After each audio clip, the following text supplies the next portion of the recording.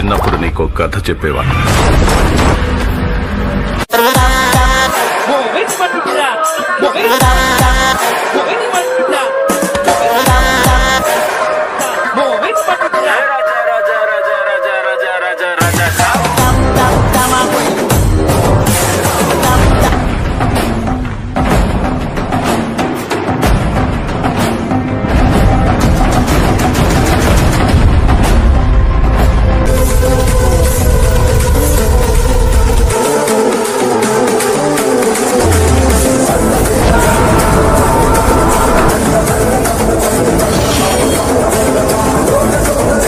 కల్కి మూవీని నాగశ్విన్ గారు ఎంత బాగా నరేట్ చేసినా, ఎన్ని స్టోరీ బోర్డ్స్ చూపించినా, షూట్ జరుగుతున్నప్పుడు మూవీలో ఉన్న యాక్టర్స్ కి కమల్, అమితాబ్ అండ్ ఆఖరికి సినిమా హీరో ప్రభాస్ గారికి కూడా నాగశ్విన్ గారు అసలు ఏం తీస్తున్నారో పర్ఫెక్ట్ క్లారిటీ లేదంట.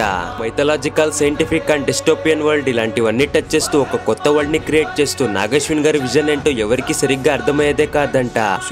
షూట్ మొత్తం కంప్లీట్ అయ్యాక ఒక రోజు మూవీ ఓటీటీ రైట్స్ కోసం నెట్ఫ్లిక్స్ వాళ్ళు మూవీలో ఒక చిన్న టీజర్ అడిగారంట. అండ్ అది చూడ్డానికి నెట్ఫ్లిక్స్ CEO సెట్స్ కి వస్తే వాళ్ళ కోసం అప్పటి వరకు కంప్లీట్ అయిన ఒక చిన్న ఫుటేజ్ తో ఒక టీజర్ ని రెడీ చేసి సెట్స్ లో ప్లే చేశారంట. ఆ టీజర్ చూసిన ప్రొడ్యూసర్ అండ్ ప్రభాస్ గారు సెట్స్ లో ఉన్న వాళ్ళు మొత్తం ఒక్కసారిగా షాక్ తిన్నారంట. ఇలాంటి మూవీనా మనం తీయబోతున్నామని ప్రభాస్ గారు అయితే టీజర్ ని రిపీట్ లో 3 times చూస్తూ చాలా ఎక్సైట్మెంట్ అయ్యారంట. షూట్ చేసిన యాక్టర్స్ ని ఆయన విజన్ తో ఎంత సర్ప్రైజ్ చేసిందో, థియేటర్స్ లో కూర్చున్న ఆడియన్స్ ని కూడా అంతే సర్ప్రైజ్ చేస్తూ ఇంత పెద్ద సక్సెస్ ని అందించారు నాగశ్విన్ గారు.